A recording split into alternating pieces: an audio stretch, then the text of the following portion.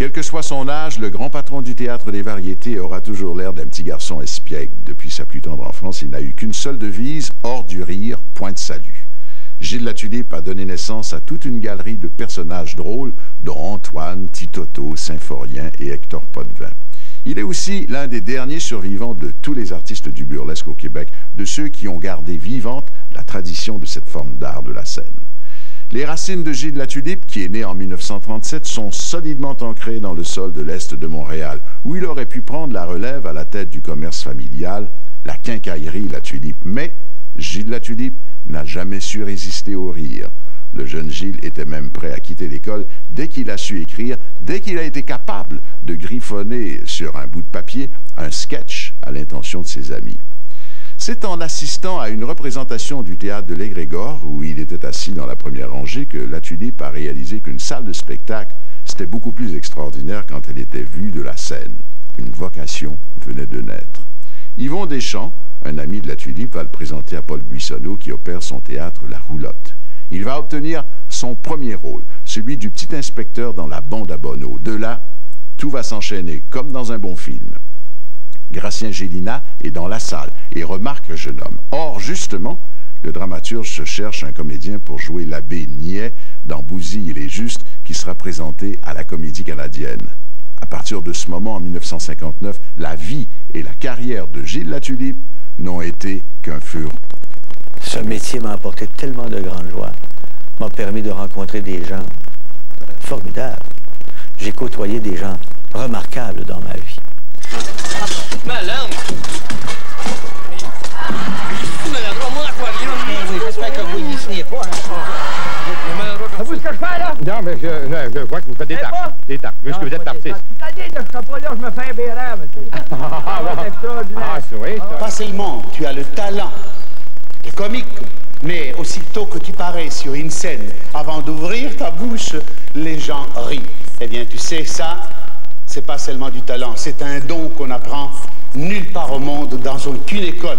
Tu donc, avec un immense plaisir de lui pendant tout ça, ben voyons, et puis à vous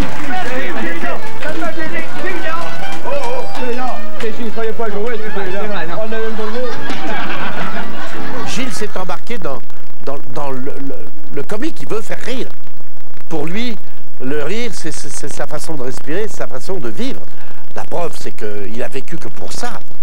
Gilles n'aime que ce qui le passionne, et il n'y a seulement que le rire qui le passionne. Alors, hors de ça, point de salut.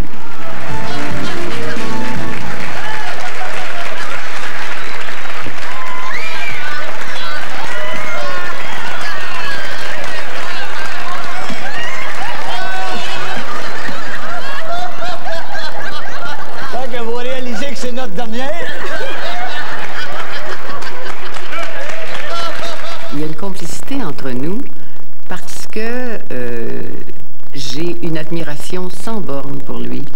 Je le trouve non seulement drôle, ça tout le monde le trouve drôle, mais je le trouve super intelligent.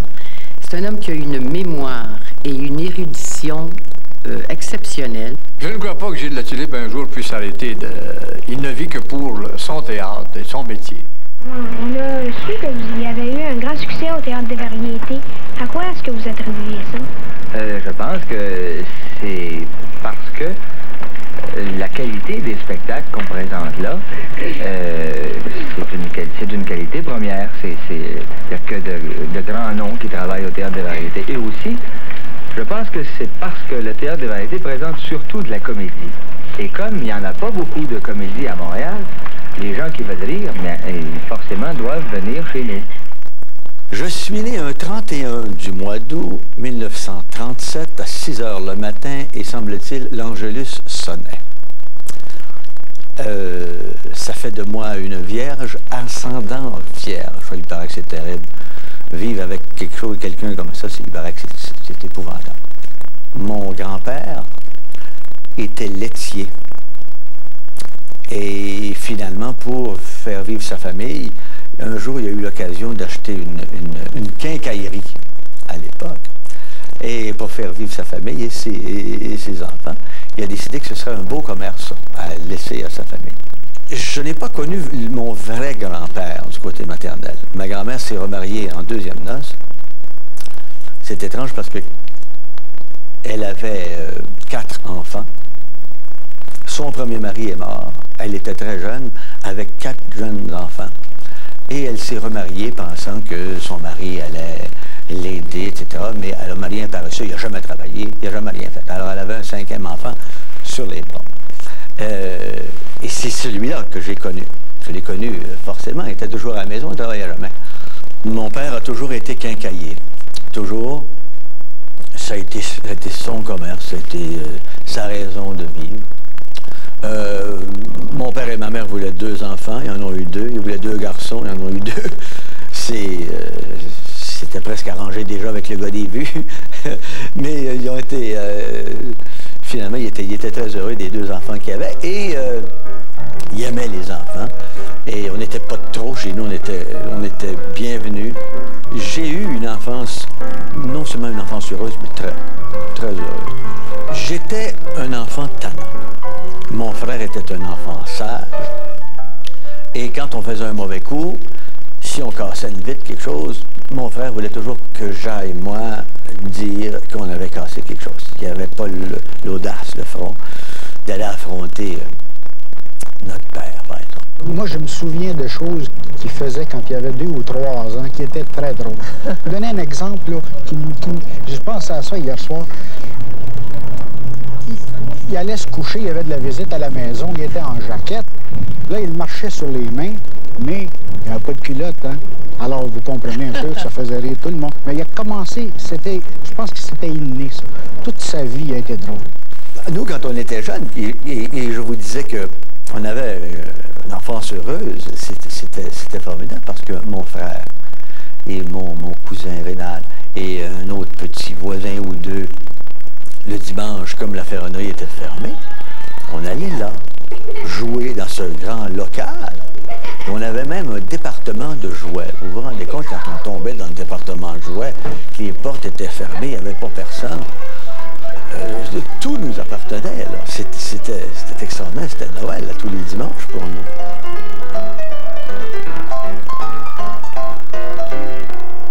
Et j'ai eu hâte d'aller à l'école pour une chose, apprendre à écrire. Parce que j'écoutais à la radio à l'époque le ralliement du rire, avec Marcel Gamache, Gérard Delage, avec Eugène Daigneault, je crois, au Villa-Légaré. Et ces gens-là racontaient des histoires. Et j'écoutais ça religieusement. Toutes les semaines, j'écoutais les histoires. Puis j'avais donc hâte d'être capable d'écrire ces histoires-là pour ne plus les oublier. J'avais hâte. Parce que d'une semaine à l'autre, j'en oubliais. Et quand j'ai commencé l'école, à un moment donné, je détestais ça, mais je me suis dit, essaie d'endurer ça jusqu'à ce que tu saches écrire. Après ça, on verra. Et dès que j'ai su écrire, mais là, ne serait-ce que phonétiquement, j'avais plus besoin d'aller à l'école. J'étais capable d'écrire mes histoires. Et à compter de ce moment-là, je n'ai jamais compris pourquoi j'allais là. Je me rappelle de ma première journée d'école, j'étais allé là en braillant, je suis revenu en braillant, et j'ai braillé jusqu'à la dernière journée d'école. Gilles a détesté l'école, mais Gilles savait exactement dès le départ, c'était peut-être un peu présomptueux, mais il savait dès l'enfance à quoi il se destinait, j'ai l'impression. Et il savait qu'il n'y aurait pas besoin de tout ça. Il est allé à l'école suffisamment longtemps pour tout apprendre ce qui est nécessaire dans la vie. Mais définitivement, ce qu'il voulait, c'était d'être ce qu'il est maintenant. J'ai toujours voulu faire rire, mais j'étais un comique de salon parce que dans la famille chez nous, il n'y a personne qui faisait ce métier-là. Personne. Des fois, quand quelqu'un fait ça, ben, il peut ouvrir une porte, ça peut aider, etc. Mais chez nous, c'était pas ça du tout. Alors, de penser que je pouvais faire ce métier-là, c'était presque impossible à penser ça. Et un jour, je suis allé au théâtre voir une pièce. C'était La Petite Hutte. Et j'étais, par hasard, assis tout près de moi. C'était un petit théâtre, Les Si je me rappelle bien, il rentrait 99 personnes en spectateur. J'étais là et j'ai été frappé comme un coup de fouet. J'étais presque sur la scène, tous les autres spectateurs étaient derrière moi et j'entendais les rires me venir. Et j'ai dit, je veux réentendre ça. Je veux réentendre ça. Et je me rappelle, en intermission, quand je me suis levé et j'ai lu la salle, c'est là que j'ai réalisé qu'un théâtre, c'était tellement plus beau vu de la scène que de la salle. Et je voulais absolument revivre ça. Mon père, que je n'allais pas travailler pour lui à la ferronnerie, c'est sûr que ça l'a étonné d'abord, ça l'a peut-être peiné, mais il ne me l'a pas dit. Il me voyait tellement déterminé à faire ce métier-là, parce que j'avais commencé à prendre des cours, et il voyait avec quel enthousiasme. Autant à l'école, je n'étudiais pas beaucoup, autant là, j'étais un élève, croyez-moi, modèle. On me disait d'apprendre une fable, je n'apprenais 3. On me donnait 50 lignes à lire, j'en lisais 200. Je travaillais. Et quand mon père a vu cette espèce d'enthousiasme, il dit, écoute, essaye. Si ça ne va pas, tu peux toujours revenir. C'était une belle police d'assurance, dans le fond, venant d'un bonhomme qui ne comprenait pas que j'aille pas travailler pour lui. Ben, je pense que c'est Yvon Deschamps qui était venu me trouver, me disant, j'ai un copain qui voudrait faire du théâtre. Et comme moi, je montais, à cette époque-là, je montais la bande à Bonneau d'Henri François Ré. Yvon jouait dedans, d'ailleurs. Ben, j'ai dit, amène-le, ton copain, pourquoi pas? Parce que je prenais, c'était un théâtre semi-amateur, je prenais à peu près n'importe qui. Et il m'a amené ce gars-là, qui m'a fasciné, parce qu'il avait vraiment une bouille pas ordinaire. Je dis, comment tu t'appelles? Il me dit La Tulipe. Alors là, il manquait plus que ça. Moi, je me suis mis à rigoler. Parce que, avec la tronche qu'il avait, puis le nom qu'il avait, je dis, c'est extraordinaire, c'est un gars de théâtre, c'est pas possible. Alors finalement, Gilles La Tulipe est venu nous rejoindre pour jouer dans la bande à Bonneau. Il a joué un espèce de flic. Alors je l'avais mis en ballant avec le grand François Tassé. C'était deux flics qui avaient toujours la trouille, qui avaient peur.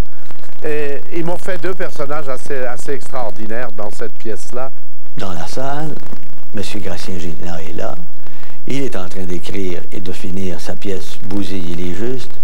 Il cherche un niaiseux pour jouer le frère Nolasque. Et, il semble-t-il, se rappellera de moi. Je l'avais vu travailler, mais il était avec d'autres, etc. Il était obscurci un petit peu par la quantité. Et puis j'avais écrit, moi, le rôle de Nolasque pour un comédien que je cherchais parce que je croyais que mon fils Yves, le navigateur, là, pourrait jouer, mais il est entré au conservatoire, il n'avait pas le droit de jouer. Et après 3 ou 4 essais, où les comédiens qui se présentaient n'étaient jamais ce qu'il fallait, il m'a amené, il m'a rappelé Gilles La Tulipe, et il me l'a amené, et 3 minutes après le début de l'audition, c'était réglé. Je savais que j'avais trouvé le comédien que je cherchais. Yeah, la parenté! Edgar, je pense que tu connais tout le monde ici dedans, excepté notre avocat, M. Fontaine, le révérend frère convers Nolasque, mon petit demi-frère. Santé. Même si c'est rien qu'un petit cousin, vous pourriez pas l'emmener puis le montrer au juge? Merci, mais je crois que nous avons de meilleurs arguments pour l'en convaincre. Alors à ce soir, Mme Gravel, et d'ici là, bon courage. Alors je suis obligé de déguerpir moi aussi. Je te laisse avec ma tante. Tâche de lui donner du réconfort. Je vais faire mon grand possible. Ce sera la seule audition que je passerai dans toute ma carrière. La seule. Vous voulez pas vous coucher un peu? Ça vous ferait du bien? Oh, je suis aussi inquiète dans une position que dans l'autre.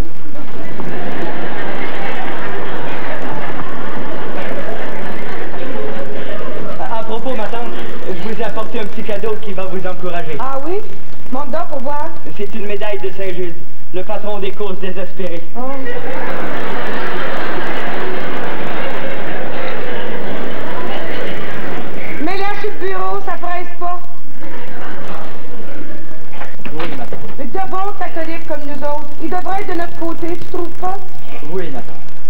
À moins qu'il ne vous fasse la grâce de passer par le rude mais sanctifiant creuset de l'épreuve. Oh, dis pas ça. Au cas où ça se produirait, demandez-lui la force de faire votre sacrifice sans chrétien exemplaire que vous êtes. Ah, pas aujourd'hui. La première fois qu'il était sur la scène à ce moment-là, la Comédie canadienne, là, oui. J'étais là, oui, sûrement. 1er avril 59, oui, je me souviens encore. Oui. Quel effet ça vous a fait? Ah, c'est incroyable l'effet que ça peut faire. Oui. Mon père allait voir ses revues, Les Fridolинades, et il était allé voir aussi Ticoc. C'était les seules fois qu'il était allé au théâtre de Sapie. Et là, de voir que M. Gélina me demandait de jouer pour lui, il a commencé à dire « Oups, c'est sérieux ». Et là, il n'a plus jamais repensé que je retournerais à la ferronnerie, bien sûr. Quand tu as quitté tes études avec moi, j'ai demandé souvent à Radio-Canada, à des tas à plusieurs réalisateurs, de t'engager. Monsieur, voilà une lettre à votre adresse. Elle est si pressée que vos gens l'ont apportée ici. On a recommandé de vous la remettre en quelques lieux que vous fussiez ce soir. Voyons un peu cela. J'ai joué dans les Caprices de Marianne parce que j'étais un élève de Roset. Ensuite, j'ai fait les revues Bleu et Or aussi, de l'Université de Montréal. J'ai fait beaucoup de choses, mais des revues. Dans des pièces de théâtre, des rôles de gars de 20 ans, n'avait pas. Alors, pour travailler, j'ai dû écrire ce qu'on appelait à l'époque des routines de cabaret. C'est cette tangente-là que j'ai pris qui a fait que j'ai rencontré Olivier Guimond, que j'ai fait le zoo du Capitaine Bonhomme, que j'ai fait beaucoup de cabarets avec lui. Les débuts de la télévision, d'abord c'était Radio-Canada, puisque TM n'existait pas. Ça a été le Pirate Maboule, oui, dans le Pirate Maboule, c'était la boîte à surprise. Alors j'ai fait plusieurs émissions du Pirate Maboule. Ensuite, j'ai eu mon émission à moi dans ça. J'étais avec Percy Rodriguez, le noir qui est parti maintenant pour Hollywood, qui était un acteur formidable. Antoine, c'était une série, mais de cinéma muet. Il y a eu 13 épisodes de l'émission Antoine. Ma carrière a commencé d'une façon fulgurante. Bousier, il en a joué pendant des années. Au même moment, je fais beaucoup de télévision. Je tourne ces émissions-là pour Radio-Canada. Je fais du cabaret. Je travaille sans arrêt. Et malheureusement, mon père décède à ce moment-là. Heureusement, ma mère est là. Ma mère m'encourage à continuer. Ma mère... et heureusement, elle a besoin de moi. Et parce que ma mère a besoin de moi, ça m'aide beaucoup. Ça m'aide. Je vais la voir régulièrement. Je l'aide autant qu'elle m'aide. Ça a été formidable qu'elle ait besoin de moi. De par son travail qu'il avait fait à la roulotte de Buissonneau, de même qu'à la scène pour Gratien Gélina dans Bousille et les Justes. Déjà, Jean-Paul Ladouceur avait engagé Gilles Latulippe pour venir raconter des contes aux tout-petits. La série s'est appelée Titoto. Alors est venue la série, par après Titoto, le clown, la série Le Zoo du Capitaine Bonhomme. Et il manquait une 4e roue. Et il m'a téléphoné. Je suis allé, je n'ai même pas passé d'audition à ce moment-là. Là. Ça s'est fait comme ça, à l'amiable. Et on a commencé cette émission qu'on a jouée 1100 fois. D'ailleurs, c'est très rare dans une carrière, mais moi, j'ai eu la chance de faire 2 fois au-delà de 1000 émissions. 1100 pour le Capitaine Bonhomme et 1050 pour les Démons du Midi. C'est rare quand même qu'on fasse ça. Il était certain que, à la suite du succès du zoo, il était certain dans mon esprit que Gilles pouvait faire autre chose. Comme on disait dans mon temps, avoir une émission dans le prime time. Ça veut dire en soirée. Et c'est Marcel Gamache qui avait dans ses cartons un projet qui s'appelait à ce moment-là C'est Gré-Basile, là. Et des fois, on engageait pour une semaine un comédien un petit rôle, etc. Et il y avait le rôle de Symphorien, qui était le cousin de Basile, un gars qui avait 12 enfants, qui allait revenir seulement une fois. Alors on m'a téléphoné pour faire ça. J'ai accepté. Et comme le gars avait quand même 12 enfants, j'ai dit, je vais me mettre une moustache, je vais me vieillir un peu, tu sais. De toute façon, il venait juste une fois. J'haïs les moustaches. J'aime tout, moi, de ce métier-là, sauf me coller une moustache. Alors, j'ai collé ça, c'est pas grave, un soir. Je l'ai toffé pendant 10 ans, tu sais. Pour un auteur, quand on écrit pour des artistes chevronnés, comme Gilles, Juliette Huot, on pourrait en nommer plusieurs, mon Dieu, c'est un plaisir. D'ailleurs, ils améliorent le texte. Et on n'a pas besoin de leur dire quoi faire. Ils savent quoi faire avec un texte. Alors, c'est un plaisir. D'autant plus, ça a toujours été un esprit de famille, d'amitié. C'est toujours... D'ailleurs, avec Gilles, tout va bien, toujours. Ça va toujours bien.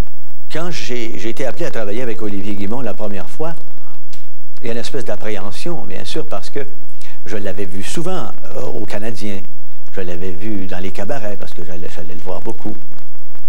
De le voir de loin comme ça, puis de loin le trouver sympathique, c'est autre chose que de partager la scène avec lui. C'est comment ça va se passer. Mais c'était tellement un bon gars. La rencontre s'est faite d'une façon amicale. Ça s'est très, très bien passé. Et je me rappelle très souvent, dans le zoo du Capitaine Bonhomme, j'écrivais bien souvent les ouvertures et les fermetures. Je trouvais des idées. Et des fois, il me disait, prendons le punch. Il voulait que je prenne le punch. Mais non, le punch était fait pour Olivier, c'est sûr ça. Mais des fois, il me dit, ah oui donc. Tu sais, t'es un comique toi aussi. Je n'ai jamais voulu, parce que je voulais voir comment lui il allait s'en sortir. Non seulement Olivier, des fois, m'a impressionné, il m'a impressionné souvent, mais des fois, il a impressionné beaucoup plus que moi. Dans les Trois Valses, Mathieu Altieri, elle n'en revenait pas non plus. Puis tous ceux qui l'ont vu, eux autres, ils s'imaginaient, quand ils ont donné le rôle à Olivier Guimond, que c'était une figuration. Mais quelle figuration? Qu'est-ce qu'on montre quand on regarde les Trois Valses, à part ça, à part la figuration?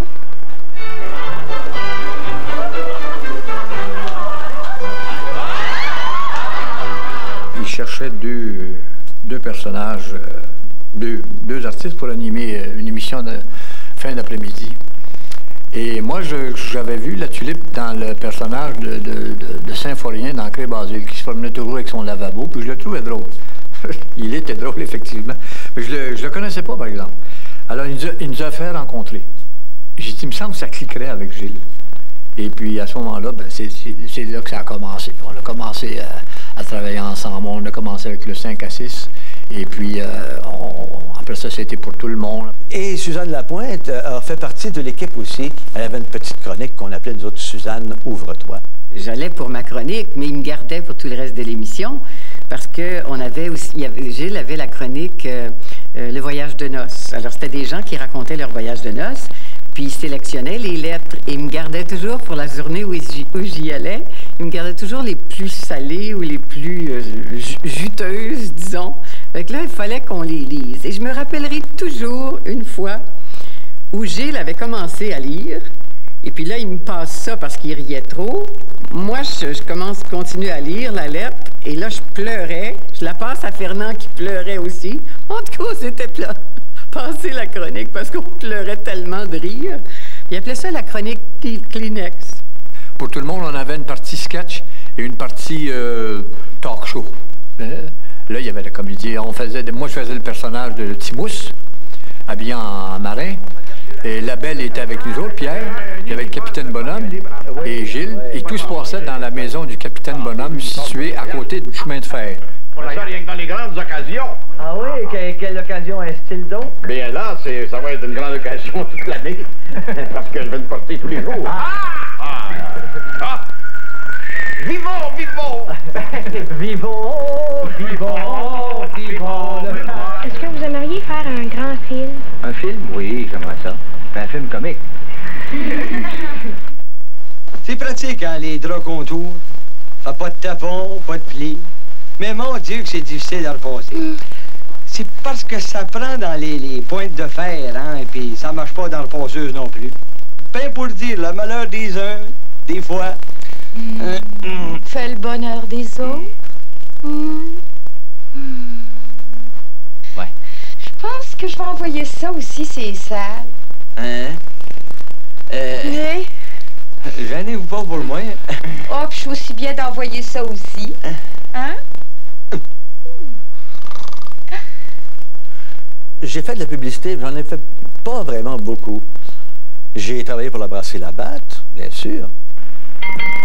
J'en ai fait aussi pour Champlain. L'huile et les essences Champlain. Ça n'existe plus maintenant. Mais il y en a qui ont fait jaser à l'époque. Oh, à votre trouver essayez la nouvelle formule Grand Prix de Champlain. Ça, c'est de l'essence. La Champlain Grand Prix, c'est fait pour les gens qui aiment que ça marche. Oh non. Je vous le dis, la Champlain Grand Prix, elle est bonne. Mais quand on en manque, elle est comme les autres. J'en ai fait une qui m'a plu aussi beaucoup parce que elle était particulière. C'était les bananes Chiquita. Ça, c'était particulier aussi. Mademoiselle Chiquita aime bien les bananes. Et les Chiquita, ça c'est de la banane. Oh, j'ai beau essayer tant que je peux. Pas moyen de trouver mieux. Premier rendez-vous. Noé Mont-Royal.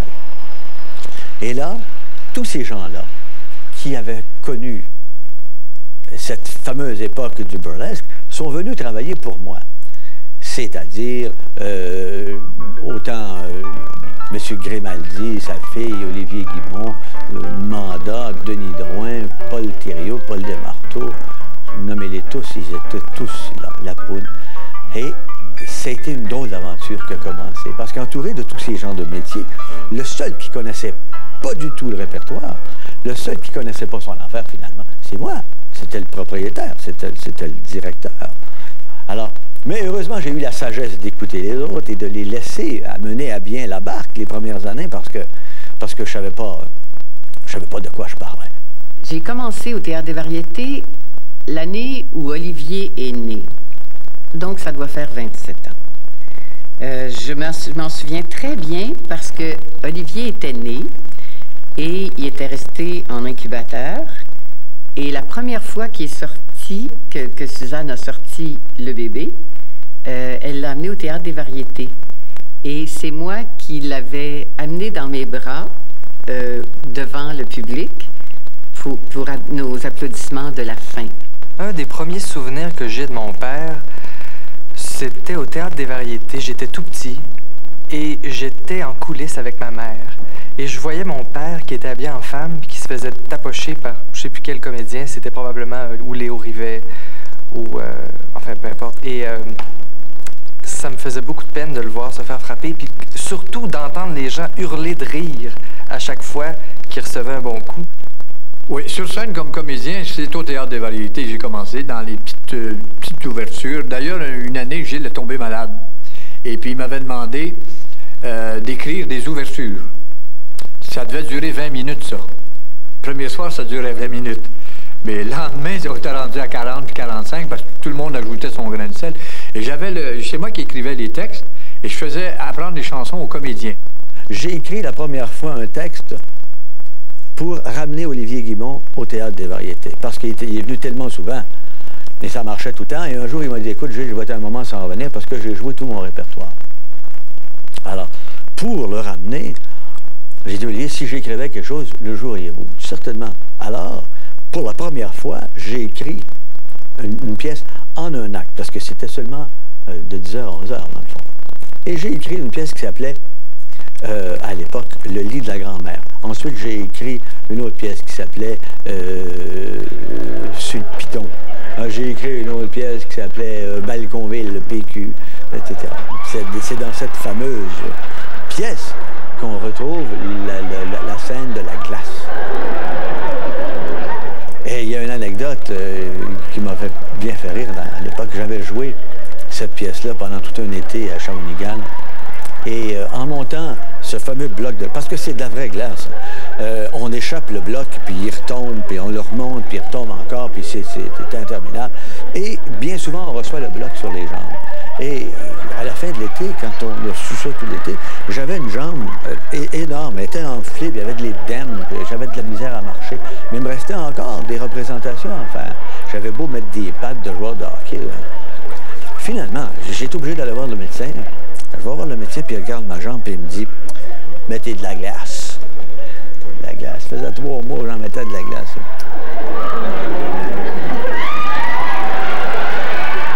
Le gars qui m'a vraiment... avec lequel j'ai été le plus familier, c'est Marcel Gamache. Marcel Gamache m'a influencé beaucoup. Marcel a eu de très durs moments dans sa vie. Il les a toujours passés en riant, avec une philosophie extraordinaire. Ce n'est pas le gars qui va te dire « Ah, oh, moi, à ta place, je ferais ça. » Lui, il l'a vécu, il l'a fait. C'est pas des paroles, il a passé à travers ça. Et je l'ai vu, j'ai assisté à tout ça. Et c'était remarquable, la façon que ce bonhomme-là a vécu. Je l'ai connu pendant de nombreuses années, passé à mon goût, là. Il est devenu le parrain de mon fils. On allait en voyage ensemble tout le temps. On se fréquentait régulièrement. On travaillait la nuit à écrire ou des Cré-Basile ou des Symphoriens.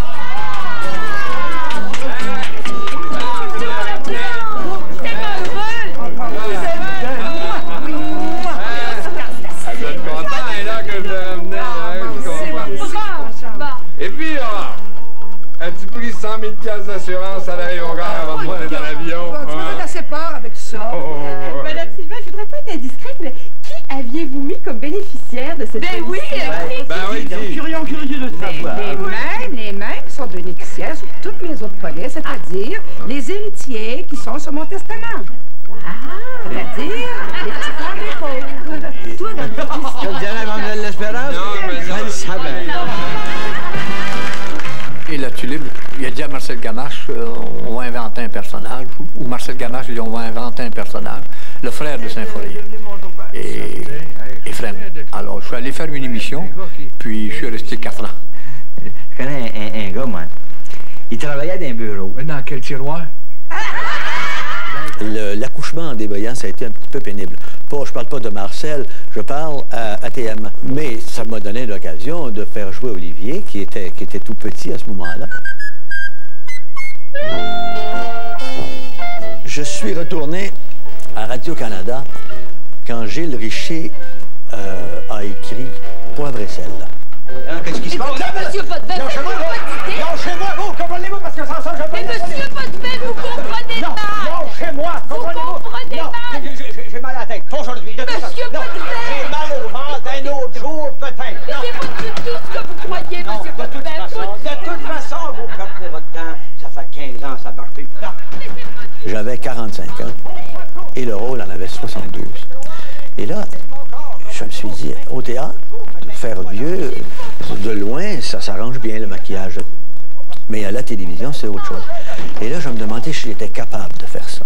Et le doute s'est emparé de moi. Alors, j'ai téléphoné à Janine Suto. Je savais que Janine jouait dans ça, qu'elle avait le rôle principal. Alors, j'ai dit, Janine, on vient de m'offrir le rôle, mais je ne sais pas si je suis capable de faire ça. Et Janine m'a rassuré. Ça a été des années formidables que de jouer ça. C'est un rôle de composition quand même, où pour me rappeler toujours que j'avais mon âge, je m'étais fait faire des bretelles un petit peu serrées, qui m'obligeaient à marcher un peu courbé. Et au bout, ça a duré, je pense, 4 ans. J'avais un peu mal dans le dos. Alors quand ça s'est arrêté, il a fallu que je réapprenne à marcher droit parce que j'avais pris l'habitude. L'émission des Démons du Midi, c'est Gilles avec des gens de Radio-Canada qui avaient eu cette idée-là, mais ça devait ne durer qu'1 an. Je garde des Démons du Midi un excellent souvenir. D'abord, cette partenaire qui est Suzanne Lapointe. Il n'y a pas un comique qui ne souhaiterait pas avoir une Suzanne Lapointe à ses côtés, bien sûr. Pas seulement au point de vue professionnel, mais dans la vie de tous les jours, Suzanne, c'est une grande bonne femme.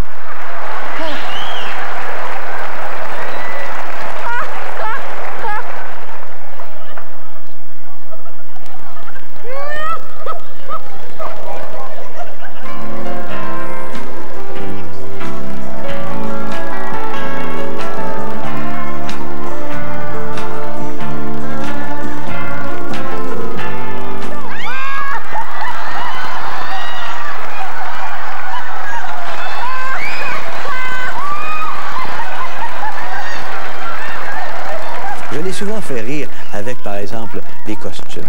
On avait 2 loges, une à côté de l'autre, séparées par un drap. Elle aurait pu voir mes costumes accrochés là. Elle n'a jamais fait. Jamais, jamais. Elle aimait mieux garder la surprise puis jouer vraiment le jeu. Elle faisait pas semblant de rire. Elle riait vraiment.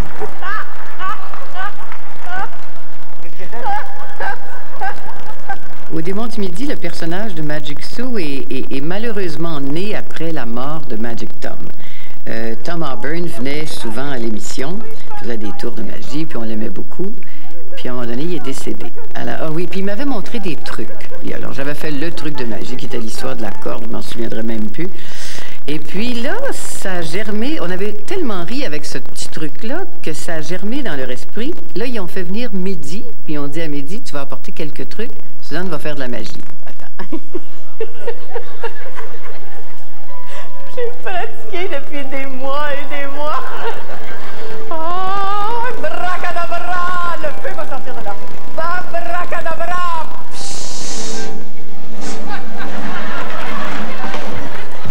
Ah ouais, ah ouais, ah ouais.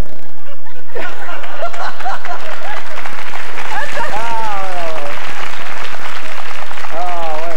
Et maintenant? Est-ce que c'était prévu, ça?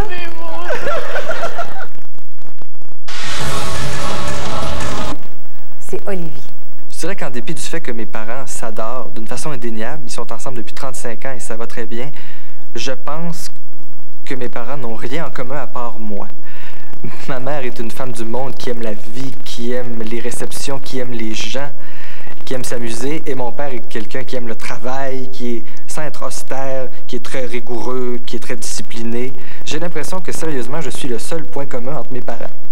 J'avais fait un photoroman et avec M. Marc Pilon, à ce moment-là.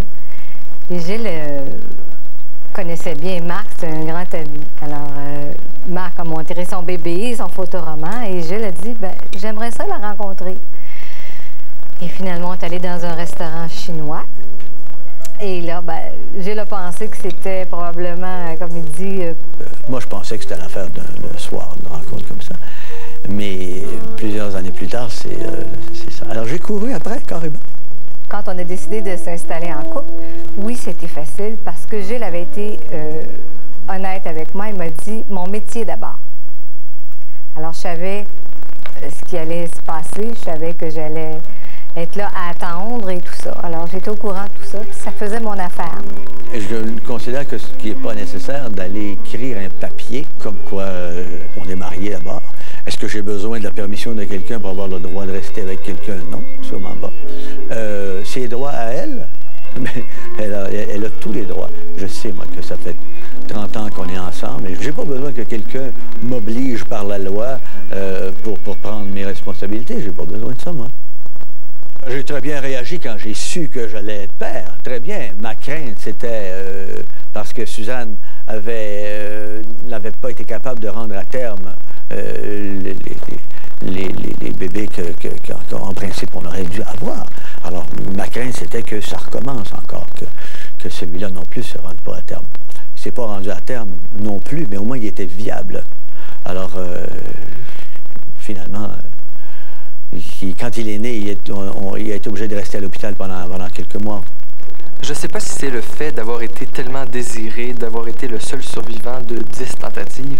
Je ne sais pas si c'est ce qui donne l'espèce d'énergie ou l'espèce de force pour faire beaucoup de choses, mais je sais que moi, mes parents m'ont stimulé très jeune. J'ai été tout de suite amené dans toutes sortes de réceptions, ils m'ont emmené partout en voyage. Ils m'ont beaucoup stimulé, puis j'ai l'impression que c'est beaucoup plus de ça que je tire ma facilité dans le monde que le fait que j'ai été si désiré, chouchouté, attendu. J'ai gâté Olivier, oui. Je lui ai donné ce que je pouvais lui donner, peut-être plus qu'à d'autres. Mais le fait que nous, Suzanne et moi, on aime les voyages, on l'a toujours amené. Est-ce que c'est ça de gâter un enfant? Je ne sais pas.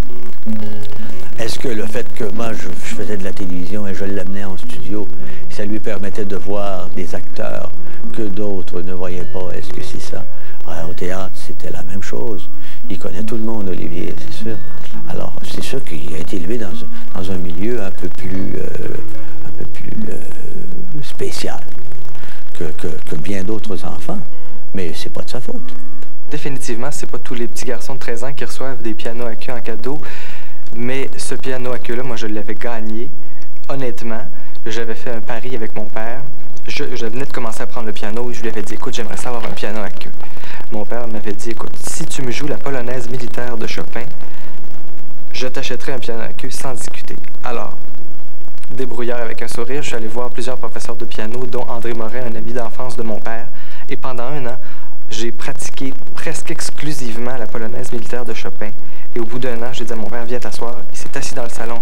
J'ai joué la polonaise de Chopin. Il a pris son chapeau, on est parti acheter un piano.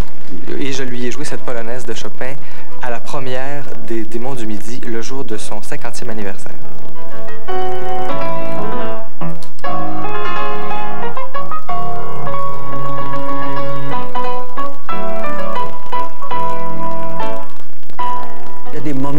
Il y a des moments marquants dans la vie d'un père et d'un fils. La première fois que le fils part et qu'il s'en va prendre l'autobus scolaire, qu'il l'accorde découpé, qu'il part, là, tu le regardes aller puis tu peux plus le retenir, c'est sûr, ça. Mais il est avec tous les autres et puis c'est correct, donc c'est un premier choc, etc. Mais le jour où vous lui achetez son premier rasoir électrique, là, tu commences à penser que c'est plus le petit qu'on habille, puis on dit on s'en va voir ma tante, c'est plus ça. Là. Et le jour que tu achètes sa première voiture, quand il me dit, écoute, là, moi, je veux apprendre à conduire, tu payes les leçons, mais t'es inquiet. Hein? Mon père a toujours été père poule à tel point que, c'en est presque maladif, j'ai eu la chance de pouvoir étudier en Angleterre, à l'université de Cambridge. Et il m'avait dit, dès que tu vas arriver à Cambridge, tu me téléphones. Alors déjà, de l'avoir convaincu de me laisser partir, c'était quelque chose. Et le grand jour est arrivé, je suis parti. Sauf que rendu à l'université, les facilités n'étaient pas tout à fait là. Et j'ai pas pu téléphoner tout de suite. Il y avait beaucoup de monde, tout le monde voulait appeler chez eux. Et finalement, j'ai décidé de faire un somme. Et quand j'ai rappelé des heures plus tard, ma mère a dit, écoute, il faut absolument que tu rejoignes ton père dans sa voiture. Il était tellement inquiet qu'il a acheté un billet d'avion, il part pour Londres cet après-midi. Je serais allé. J'ai accepté de prendre la relève au Théâtre des Variétés parce que travailler avec mon père, tout le monde me disait que c'était extraordinaire, je voulais essayer ça. En plus, c'était l'entreprise familiale et c'est un milieu que j'aime. Je connaissais déjà tellement de monde, je connaissais déjà tout le personnel, c'était naturel pour moi d'accepter. C'était un bon candidat, dans le fond. Et c'est encore un bon candidat parce qu'il connaît tout le monde, parce qu'il connaît le métier, parce qu'il a été élevé en coulisses, parce qu'on en a tellement parlé chez nous. Quand on était au repas, j'ai demandé si on pouvait parler d'autre chose que du Théâtre des Variétés, que des problèmes ou de ce qui se passait au théâtre, que moi j'avais envie d'être avec eux autres et d'entendre parler d'autre chose. Alors on a réglé le problème. Maintenant, ce qui se passe au théâtre, ça reste au théâtre. Rien de la sorte ne peut troubler nos amours. Non. Si tu savais comme je t'aime. Comme je t'aime, tiens! Depuis que Gilles et moi ne travaillons plus ensemble régulièrement, je réalise à quel point c'est une des personnes les plus importantes de ma vie. J'ai l'impression que si mon père était pas dans ma vie, il y a des grandes journées où je ne rirais jamais. J'ai toujours gardé beaucoup d'admiration pour ce garçon. Oui, pour ce garçon qui était d'une timidité qui me rappelait un petit peu ma timidité à moi et qui avait une écoute assez extraordinaire, qui lui a sans doute servi beaucoup. Vous dire toutes les choses qu'il a fait que personne ne sait, je ne pourrais pas la jaser jusqu'à demain matin. Oui, oui. Puis aussi, il est beaucoup plus sensible qu'on le pense. Hein. Ça, c'est des choses que les gens ne savent pas parce qu'ils ne le connaissent pas. Moi, je le connais beaucoup. Hein. Je sais comment il a un grand cœur. Ce serait plus Gilles Latulippe s'il changeait d'un iota. Je veux le garder comme ça. Oui, il n'est pas facile. Oui, il a tout un caractère. Mais il est parfait comme ça. Je crois aussi que c'est possible qu'on fasse plus qu'une vie. Une vie, c'est pas assez pour faire tout ce qu'on a à faire. C'est pas possible. Il m'arrive d'être fatigué, mais je ne le dis jamais avant que ma journée soit finie. Si je suis fatigué à 10 heures, puis il me reste encore un acte à jouer au théâtre, je ne me dis pas, mon Dieu, je suis fatigué. Non. Je dirai ça rendu à la maison, en disant, bon, la journée est finie, là. Oh, aïe, aïe, aïe. Je suis fatigué. Je comprends pas, parce que je travaille pas, moi, je joue. Mais des fois, je me couche fatigué comme si j'avais travaillé.